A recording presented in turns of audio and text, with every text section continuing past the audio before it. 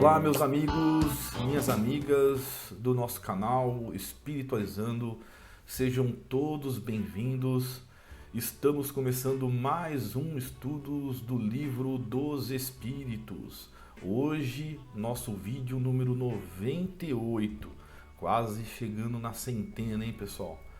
Agradeço a presença de todos, agradeço todos os inscritos do canal e você que está nos assistindo neste momento.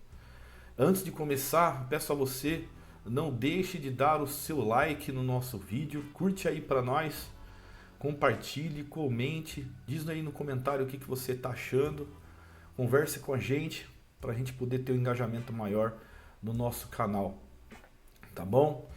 E nós agora começando o capítulo 4, é a parte terceira, que vamos começar a falar agora do casamento e celibato. Vínhamos falando sobre essa questão da lei da reprodução no último vídeo. Para quem assistiu, nós encerramos aquele trecho, né, que estava falando sobre aborto, e agora nós entramos na questão aí do casamento e celibato.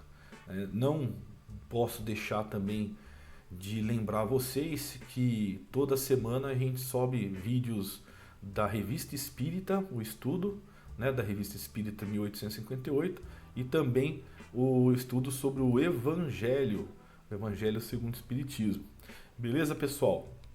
Eu agradeço então a todos, vamos continuar o nosso trabalho aqui, né? Espero que você esteja curtindo, espero que eu possa também ajudar você a entender um pouquinho mais sobre o livro dos Espíritos. Você que está começando a aprender agora as coisas sobre o Espiritismo, ou você que já curte o Espiritismo, a gente pode sempre discutir, conversar.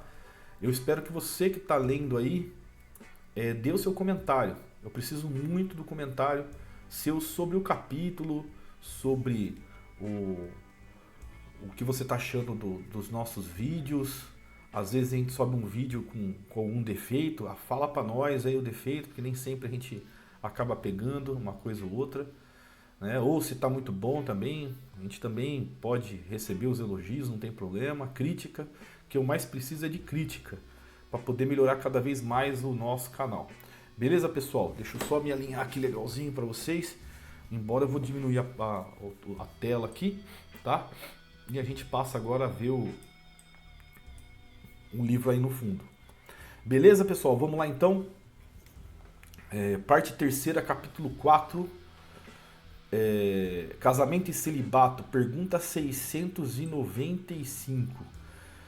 Será contrário à lei da natureza o casamento, isto é, a união permanente de dois seres? Vamos lá, pessoal. É um progresso na marcha da humanidade, ou seja, se é um progresso na marcha da humanidade, o casamento faz parte, então, da lei da natureza, né? Então, não podemos deixar de pensar dessa maneira. Então, a união de duas pessoas, né?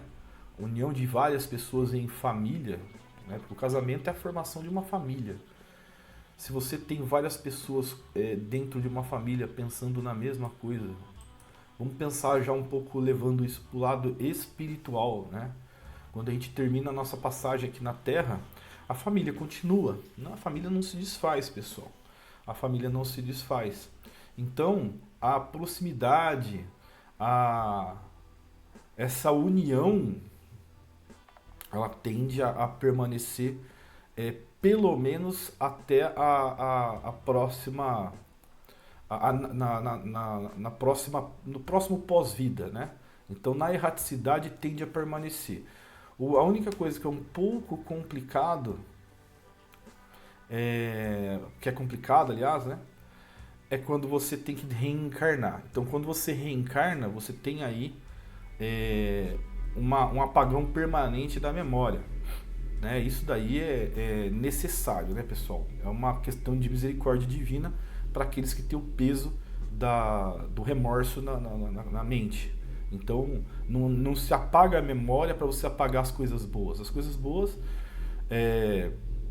devem ser sempre lembradas, né? Mas infelizmente, no todo, a gente acaba pagando também pelos nossos erros, e aí a nossa memória ela é apagada permanentemente, provisoriamente, tá? Não é permanente, é provisório, é o período de encarnação. Então, quando a gente desencarna, vai lembrar tudo rapidinho? Não, não vai lembrar tudo rapidinho. Não vai lembrar, vai lembrar no máximo do que aconteceu nesta vida aqui, ok? Nas anteriores, leva um tempo para poder lembrar. Vai depender do grau de evolução de cada espírito, ok? Quanto mais o grau vai se elevando, mais as lembranças vão voltando. E vão voltando de maneira bem vívida, tá bom? Então não é essa lembrança de quando você era criança, que você tem aqueles flashes de memória, nada disso. E se você precisar acessar a memória para lembrar de alguma coisa, um fato, no mundo espiritual, na parte das colônias, tem lugar especializado nisso, que vai te trazer aí a memória vívida, né? Inclusive, você vai poder viver novamente aquela experiência, né? Assistindo o que aconteceu como se fosse um filme, ok? O problema é que não é liberado isso para qualquer pessoa, porque nós temos memórias muito traumatizantes, né? E essa memória traumatizante, ela tende a trazer um transtorno para a gente psicológico. Então, não é nada agradável saber, por exemplo, que eu fui um genocida no século IV. Não vou gostar de saber que eu fui um genocida e que matei milhares de pessoas. Não vou querer saber disso, né? Vai me trazer um transtorno. Ou que eu era um estuprador, sei lá, um esquartejador, né? Sei lá, não sei, uma coisa ruim, né? Ou que matei meu pai, matei meu irmão, não vou querer saber disso, entendeu? Porque a gente tem no passado, todo mundo tem histórias tenebrosas, não vale a pena trazer. Então, casos de traição, né? Muita coisa grave, pessoal. Se não é morte, você prejudicou a vida de uma outra pessoa de maneira bem forte. E isso daí a gente traz, tá? Na medida que vai passando o tempo, isso vai amenizando, né? Quando a gente tiver uma evolução, tiver um preparo interessante, né, no nosso espírito, essas memórias, elas não servem mais como remorso, e sim como lição. Então, você pode assistir como se você estivesse assistindo a vida de uma outra pessoa, e isso não vai te atingir mais. Então, é por isso que a gente está trazendo essas questões aí, para lembrar do fato de memória, porque depois que a gente tende a lembrar de tudo, num certo tipo de evolução, volta também o reencontro da família, né? Então, a gente forma uma família só em várias encarnações? Não, a gente forma várias famílias. Então, hoje, a gente não sabe, mas você que está me assistindo pode ter sido um irmão, um amigo muito próximo, né? Alguém que fazia parte da família, pai, mãe, a gente não sabe. Então, quando o tempo vai passando, a gente vai resgatando nossos erros, resgatando e consertando, né, os nossos erros, as pessoas tendem a se separarem para continuar resgatando com outras pessoas. Então chega um momento que a gente forma uma grande família, né? E aqueles que a gente tem mais afinidade é aqueles que vão caminhar do nosso lado. Mas para isso a gente tem que ter uma evolução bem forte mesmo, né? Tem que estar num patamar muito elevado para a gente poder escolher se a caminhada vai ser sozinho ou se vai ser com a família. E outra, pode levar muito tempo, porque nem todos evoluem na mesma toada, vamos dizer assim, juntos, né? Uns disparam na frente na evolução e outros ficam para trás. Então é outra dificuldade de unir a família em um espaço de tempo pequeno, vamos dizer assim. Então, eu, por exemplo, tenho certeza que eu fiquei para trás. Então tem gente aí, né, que eu amo, que eu vou descobrir que eu amo de novo, né? E que já disparou na frente, que está lá, né? Trabalhando por nós aqui, né? Então não tem como falar que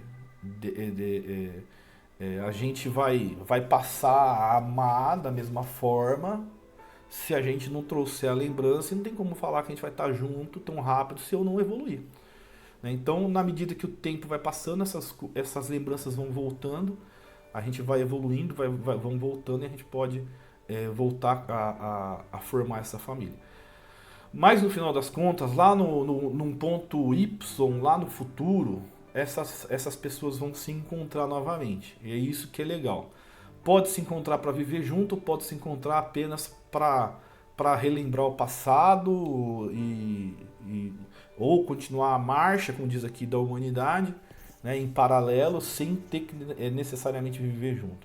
Dessas pessoas que você passou pela sua vida, sempre vai ter uma ou outra que você ama muito e que você tem consideração a mais de todas as vidas, né? Que às vezes passou com você maus bocados em outras vidas e esteve do seu lado sem titubear em várias vidas. Essa pessoa é aquela que você vai acabar escolhendo para viver do seu lado, porque é a pessoa da sua confiança, aquela pessoa que você nutriu, uma coisa diferente das outras. Mas isso daí a gente só vai descobrir com o tempo, entendeu, pessoal? Então, a gente pode dizer que o casamento é importante para a marcha da humanidade, um ajudando o outro. Beleza? Vamos lá, continuando então. 696. Que efeito teria sobre a sociedade humana a abolição do casamento? Esse tema é complicado, hein, pessoal? A gente vê muita coisa hoje, hein? Seria uma agressão à vida dos animais. Olha que interessante, pessoal. Aqui é a nota do Kardec logo embaixo que vocês vão ver aqui. Ó. Deixa eu só subir um pouquinho para vocês verem completo. O estado de natureza é o da união livre, e fortuita do sexo, dos sexos. O casamento constitui um dos primeiros atos de progresso nas sociedades humanas, porque estabelece a solidariedade fraterna e se observa entre todos os povos, se bem que em condições diversas. Né? A gente pode dizer isso com tranquilidade. Enquanto o casamento aqui no Brasil é de uma forma, né? O casamento nos Estados Unidos é outra, o casamento no Oriente Médio é outro, né? O casamento na China é outro. Então, assim, cada um entende o casamento, né, como unidade familiar de uma forma. Então, enquanto aqui no Brasil você tem a questão de você apenas, né, ser bígamo, lá no Oriente Médio você tem essa questão de ser polígamo, né? Nos Estados Unidos bígamo, na China acredito que seja também assim. Então, e também não só a questão sexual, tem a questão também de entender a família como união, né? Uma união, aquilo que te dá uma base, que dá uma proteção, né? Nem todos, em todos os casamentos, a família tem os dois membros em pé de igualdade, né? Que falam na mesma sintonia, mesma vibração. Por exemplo, tem os casamentos que são machistas, né? E aí esse casamento machista, que hoje já não é mais vamos dizer assim, a preferência, né? As pessoas acabam saindo, né, dessa situação. Isso daí tende a desequilibrar, desequilibrando o relacionamento. É normal que haja um desentendimento ou a perda, né, de uma naturalidade, de uma liberdade de um só. Então, um casamento com um machista vai ter alguém ali com certeza omisso nessa questão. Porque se tiver um machista e outro feminista, vai dar um conflito, né? Um vai querer ser mais do que o outro. Não é essa a ideia do casamento. O casamento é união, e união a gente chama, a gente lembra de uma coisa homogênea, com consonância, né? E não dissonância. As pessoas têm que ser consonantes, ou seja, viverem em harmonia. Né? Então, hoje já não comporta mais, tá? A abolição do casamento seria, pois, regredir à infância da humanidade e colocaria o homem abaixo mesmo de certos animais que lhe dão um exemplo de uniões constantes. Então, assim, o casamento é de alma, né? O que a gente pode entender é que o casamento é de alma, tá? Aqui na Terra, a gente ainda depende do sexo para poder é, proliferar, né? Você criar, você fazer crescer a família, né? Procriar, né? Então, não fisicamente ainda existe esse debate, né? Espiritualmente o debate já não existe. Por quê, pessoal? Porque o espírito não tem sexo. Por que não tem sexo? Porque não precisa procriar. Se não precisa procriar, não há necessidade de existir o sexo. Aí, né, vem a questão, né? Nossa, mas quando eu desencarnar não terei mais o prazer da carne? Não o prazer da carne, mas terá o prazer do espírito, que não é o mesmo da carne e é difícil de explicar. Mas existe sim uma coisa prazerosa no espírito que vai muito além do sexo, que com certeza não tem comparação, mas que dizem ser muito melhor. Não tem comparação quer dizer que não são as mesmas sensações, são sensações melhores e que também não entorpecem, não viciam, servem para revigorar o espírito. Beleza, pessoal? E também com essa questão ainda do sexo, não importa isso no mundo espiritual. Por quê? Porque nós tendemos a sempre, a nosso bel prazer, sermos mulheres ou sermos homens na nossa aparência. Então hoje eu sou homem, né? Eu tenho praticamente, a minha certeza é que o meu DNA é masculino, até mesmo no espiritual. Porque pelo menos as minhas últimas encarnações, eu tenho certeza que eu não fui mulher, porque eu não tenho trejeitos femininos. Se eu tivesse os meus trejeitos femininos, era bem provável aí que na última encarnação eu tenha sido mulher e estou passando por uma encarnação nova como homem e vice-versa, tá? Se eu sou mulher e tenho trejeito masculino, a tendência, tá, pessoal, que é de que eu fui homem na última vida. Então, é isso que o Espiritismo explica para as pessoas que tendem a se comportar ou se sentem de o sexo oposto, né? Isso nós estamos falando, pessoal, de espírito. Agora, quando a gente começa a falar de sexo desenfreado, eu gosto do sexo X, Y, Z, sabe? Aí não, pessoal. Aí a gente foge da questão espiritual. Aí é muito mais material, tá? As pessoas que desenvolvem uma tendência a praticar sexo com qualquer elemento e se sentir qualquer coisa, aí a questão é mais física. Aí a pessoa precisa, de alguma forma, se encontrar como espírito, tá? Entender o que ela precisa fazer nessa terra como espírito. Desculpa, pessoal. Nós somos homens e mulheres na carne, né? Na nossa escolha, somos aquilo que nós queremos, ok? Hoje já está ficando um pouco mais livre isso, né? Mas o que acontece? Se você não tem um direcionamento, você não tem rumo. E se você não tem rumo, você não vai para lugar nenhum. Você fica girando em círculos. Então, uma das decisões divinas é a questão sexual. Então, se eu vim homem hoje é porque eu preciso passar pelas experiências masculinas. Eu preciso ganhar a evolução na pele masculina. Tá? Da mesma forma, você que veio mulher, sexo feminino, você foi escolhida e escolheu também vir como mulher para passar pelos desafios femininos, né? Isso daí também faz parte da evolução, faz com que você cresça, porque talvez ainda não é necessário que você venha como homem, ou já teve essa oportunidade de vir como homem e agora é necessário o feminino. Então, assim, se a gente mistura isso, fica evidente que a gente está indo contra uma escolha do nosso pai, né? A escolha do nosso pai.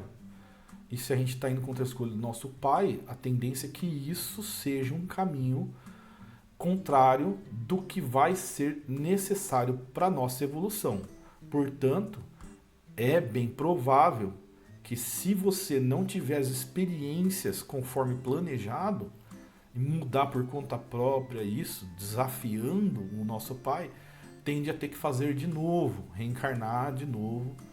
E aí o que você precisa é se reencontrar como espírito, como uma pessoa em evolução e atender aquilo que é necessário. Por uma vida eu preciso vir homem, por outra vida eu preciso vir mulher. Se no mundo espiritual eu entender que eu tenho que misturar as duas formas, sem problema. Não precisa, lá não vai ter identificação como homem, como mulher. Você vai ser o ser, independente de nome, inclusive. Você vai se identificar pelo seu DNA espiritual, pelo que você pensa, pelos seus ideais, não pelo sexo, né? Nem pelo nome, tá bom? Então, quanto a isso, se você tem essa confusão, não se preocupe, não se preocupe. Busque o seu interior, busque aquilo que você entende necessário para você, mas em consonância com o que foi escolhido para você pelo mundo espiritual, pelo nosso Pai. Não encarnamos homem e mulher à toa, porque senão, se fosse assim, né, da nossa forma, nós nasceríamos sem sexo, podendo escolher o sexo conforme a gente achar melhor. Mas é muito interessante o ditado, né? Enquanto nós projetamos, Deus ri. Porque não está no nosso controle, pessoal. Por isso que já é determinado com antecedência. Porque se você deixar para o homem limitado que é fazer as próprias escolhas, a evolução é muito mais devagar. O homem não pode fazer certos tipos de escolhas, porque ele tende a andar para trás, porque ele é pequeno. O homem engatinha. É como você colocar na mão de uma criança o destino de outras pessoas e falar, agora é com você. Né? Não pode, não existe isso. Ou você colocar para a própria criança escolher o que é melhor para ela, antes mesmo de saber ir no banheiro sozinha. Então, o nosso pai nos coloca limites porque nós somos crianças. Nós não podemos ser contrariados que nós batemos o pé. É assim, hoje na rede social você vê discussões insanas por causa de bobeira. Então quer dizer, eu não concordo com você. A pessoa aponta para você, te chama de um monte de coisa. Hoje a moda é chamar os outros de fascista, quando a pessoa não concorda com você. Então, se a pessoa chama a outra de fascista porque foi contrariada, como que você vai ter o poder de escolher o próprio sexo? Não existe isso, né? Então, assim, os conceitos ainda da Terra ainda não estão uniformizados por conta da falta da nossa evolução. Quando a gente chegar num patamar evolutivo, certos conceitos vão uniformizar.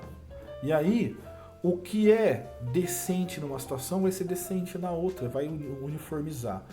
O que uma situação vai trazer no que decide a vida de uma pessoa, a outra vai também trazer a mesma característica em outro setor da vida. Então, enquanto eu estou escolhendo o meu sexo, por exemplo, né, para ver como é discrepante, eu tenho do outro lado a questão criminal, em que eu não posso fazer aquilo que eu quero, né, com certa idade, porque eu vou responder ali ainda como criança. Então, de repente, eu escolho antes, eu tenho o direito de escolher o meu sexo quando criança, mas não tenho o direito de agir como adulto antes da fase. Então, quer dizer, se a gente não tem a consonância numa situação, a gente não vai ter a consonância na outra. Os dois têm que andar. Então, se eu tenho a capacidade espiritual de agir de um lado, né, e não tem a do outro, então ainda não existe a consonância, não existe ainda essa uniformização. Então precisa primeiro uniformizar os conceitos, os costumes, as ideias sociais, para depois dar a liberdade da pessoa escolher, né? Mas enquanto a sociedade não entrar no mesmo nível de pensamento, fica difícil dar escolhas individuais que vão atingir setores da sociedade, fazendo com que uma pessoa ou outra entre em conflito, porque vão se sentir obrigadas a fazer aquilo que não querem, né? Tanto aquele que é pró alguma coisa, quanto aquele que é contra. Então, enquanto tiver o pró e o contra, fica difícil de falar aí em evolução. Enquanto a gente não chegar numa evolução, isso ainda vai ser dissonante. Beleza, pessoal? Pergunta 697. Está na lei da natureza ou somente na lei humana a indissolubilidade absoluta do casamento? Ou seja, o casamento não pode ser dissolvido, né? É uma lei humana muito contrária da natureza, mas os homens podem modificar suas leis. Só as da natureza são imutáveis. Então, quer dizer, não há problema aqui em ter o casamento dissolvido. Porque é o seguinte, pessoal, quando a gente está falando de casamento, a gente não está falando da pessoa entrando na igreja, do papelzinho passado, né? Aí lá, testemunhas, né? Não é isso. O casamento não é isso, pessoal. Isso aí é só um ritual. Nós estamos falando de união, né? A união, o que é? É um time. Então as pessoas estão jogando no mesmo time. O time é a família, né? Então formei família. Beleza. A partir do momento que eu formei família, eu arrumei a minha mulher e arrumei um jeito ali de aumentar a família, que é procriando. Tenho filhos agora. Me aumenta a responsabilidade. A família não é estar grudada. A família é a união, independente de morar debaixo do mesmo teto. Então, assim, tem gente que consegue manter isso daí de maneira tranquila. São pessoas com cabeça um pouco mais à frente. São pessoas um pouco mais evoluídas, tá? Neste quesito. Então, tem pessoas que casam e se divorciam e ainda conseguem manter a família. Tem outras que não conseguem manter de jeito nenhum. Fica cada um na sua individualidade, no seu egoísmo, brigando pela guarda de filhos, né? Brigando para cada um ali ter ali puxar a brasa para sua sardinha. É muito interessante que a gente trabalha com isso, né? Tá? Sou advogado também com relação à parte de família. O quanto o homem e a mulher brigam para ter a guarda dos filhos, brigam para ter ali as questões da visita lá no fórum, né? E na hora que isso fica uniformizado, né, fica decidido, eles brigam para não estar com as crianças. Né? Então é muito interessante como a disputa é mais de ego do que do interesse das crianças. Né? Então, as pessoas acabam não entendendo, né, que o casamento ele é família, o nome pode trocar, não é? O casamento é o ato, né? É a união. Mas o que firma a união não é só a família, mas é o pensamento uniforme dentro da família. Se as duas pessoas pensam da mesma maneira, e não é só o pensamento, pessoal, dentro desse pensamento, dentro dessa uniformização, dentro desse equilíbrio, tem ali, né, o respeito, né? Tem ali um entendimento, como a gente pode dizer, a tolerância, né? Esse entendimento um do outro, né? É tolerar, é a indulgência que a gente fala, respeitar, é compaixão, né? Essa tolerância você, vamos dizer assim, renúncias, muitas renúncias dentro da família deve ter. Então cada um tem que renunciar um pouco daquilo que de uma forma acaba atingindo a outra. Então, se eu gosto de fazer tal coisa, aquilo é só um negócio que eu gosto de fazer, mas se não tiver na minha vida também não faz falta. Mas se tiver, vai atingir outra pessoa, renuncio, deixo, não preciso fazer mais. Então é a renúncia, é respeitar o espaço do outro, tudo isso daí é a família, né? E também pensando aí quando você cria uma família e coloca os seus filhos aí nesse mundão, a tendência é que você deixe de ser individualista para ser aí coletivo. E aí o coletivo é cuidar dos filhos para que eles tenham uma evolução interessante, porque há a responsabilidade nossa de devolver nossos filhos para o nosso pai melhor do que ele nos entregou. Então isso daí é muito importante. Então você tem que tirar o pensamento individualista para entrar no pensamento coletivo, altruísta, né? Se doar mais, né? Não ser egoísta. Então isso faz o casamento funcionar, mas não é só uma parte, é todo mundo. As crianças ainda estão aprendendo, mas os adultos têm que ter esse pensamento para que dê certo. A partir do momento que há o desequilíbrio, isso vai minando o casamento.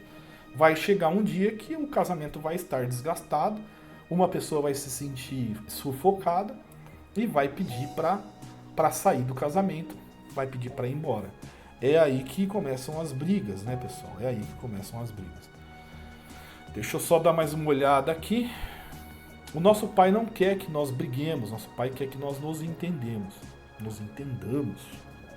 Então, a gente tem que lutar ao máximo para que isso não aconteça, né, pessoal? Então aqui fala que existe sim a questão da separação. Chico Xavier falava que se for para ter problema, né? Se for para ter problema na família, é melhor que separe. Se vai judiar do outro, vai prejudicar o outro, é melhor que separe. Se separados vocês estão bem, então que seja assim, né? Ó, pergunta 698. O celibato voluntário representa um estado de perfeição meritório aos olhos de Deus?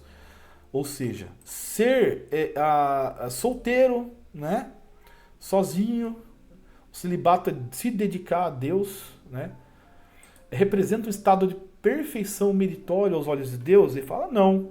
E os que assim vivem por egoísmo desagradam a Deus e enganam o mundo. Então assim, a pessoa que faz isso apenas pensando nela, ela desagrada a Deus. Desagrada a Deus. Então, se você pensa em ser solteiro para que trabalhe a favor de Deus, porque você não consegue com a família agradar a Deus, então o celibato é interessante, né? Se você é sozinho, mas que não necessariamente precisa ser casado para ter família. Você pode ser sozinho e fazer uma união com outras pessoas, mas uma união espiritual, né? Ter um grupo de amigos em que vocês fazem o bem e você não necessariamente precisa se envolver sexualmente com aqueles lá, né? Então você tem essa questão. O Chico Xavier foi solteiro a vida toda, então ele escolheu o celibato, vamos dizer assim, né? Vamos ver o A699. Da parte de certas pessoas, o celibato não será um sacrifício que fazem com o fim de se votarem de modo mais completo ao serviço da humanidade. Isso é muito diferente. Entendeu, pessoal? O serviço da humanidade. Ó, o celibato voluntário para ajudar os outros. Eu disse por egoísmo, ele fala. Isso é muito diferente. Eu disse por egoísmo. Por exemplo, você que é solteiro e não quer casar porque você quer manter a farra, isso daí é um egoísmo, tá? Isso daqui desagrada a Deus. Eu quero ser solteiro apenas porque eu quero ser polígamo, né? Eu quero praticar poligamia, quero ter várias parceiras, vários parceiros. Não quero me envolver emocionalmente porque eu não vou conseguir por questões sexuais. Entendeu? Isso daí é egoísmo, é uma falta do autocontrole, né? Então, se você tem aí, né, como espírito, uma missão de união, né, de formar pessoas, formar grupos e evoluir, ajudar os outros a evoluírem, você pode ser solteiro, né? Agora, se você pensa só da forma sexual, você está errado. Infelizmente, tende aí a voltar para fazer família, para ser menos egoísta, né? Ser mais altruísta. Ou você solteiro trabalhar em prol das outras pessoas, aí não tem problema. Todo sacrifício pessoal é meritório, quando feito para o bem. Quanto maior o sacrifício, tanto maior o mérito. Não é possível que Deus se contradiga, nem que ache mal o que ele próprio faz. Nenhum mérito, portanto, pode haver na violação da sua lei. Se o celibato em si mesmo não é um estado meritório, outro tanto não se dá quando constitui pela renúncia às alegrias da família um sacrifício praticado em prol da humanidade. Todo sacrifício pessoal, tendo em vista o bem e sem qualquer ideia egoísta, eleva o homem acima da sua condição material. Então, pessoal, para encerrar aqui, tá totalmente correto. Se você vai se entregar a deixar de constituir família para que você faça uma família maior, que é a família crística, a família em Jesus, que como fez, por exemplo, o Chico, como faz até hoje Divaldo Franco, isso sim é uma característica interessante, é uma escolha legal.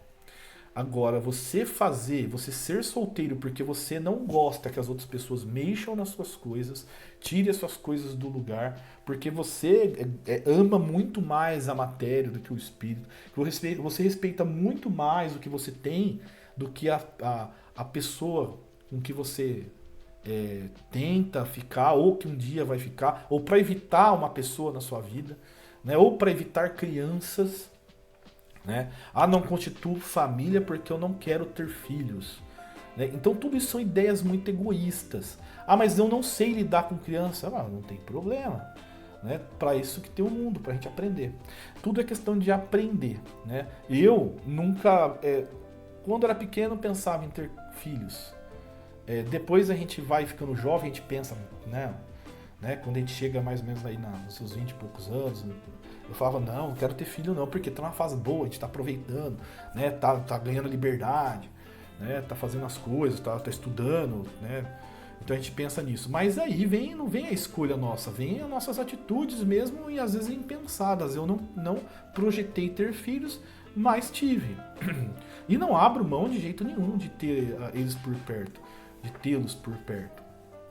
São meus filhos, eu os amo, da mesma forma que eu amei a mãe deles, né, por um período ali, né, como marido e mulher, e hoje mantemos um bom relacionamento em prol da evolução dos dois, somos amigos e mantemos isso de uma maneira muito interessante.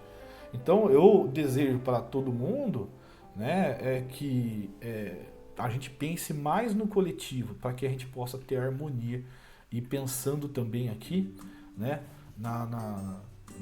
no bem do próximo, não só no nosso bem. Beleza, pessoal? Vamos encerrar por aqui hoje. Na próxima semana, poligamia. Próxima semana, o próximo vídeo, não sei quando, né? Em breve, poligamia. Beleza, pessoal? A gente volta a se falar então. Espero que vocês tenham gostado do vídeo. Deixe seu like, comente aí para nós. Beleza? E na próxima oportunidade estaremos juntos, com certeza. Desejo a você, então, uma ótima semana. Fique com Deus. Até mais.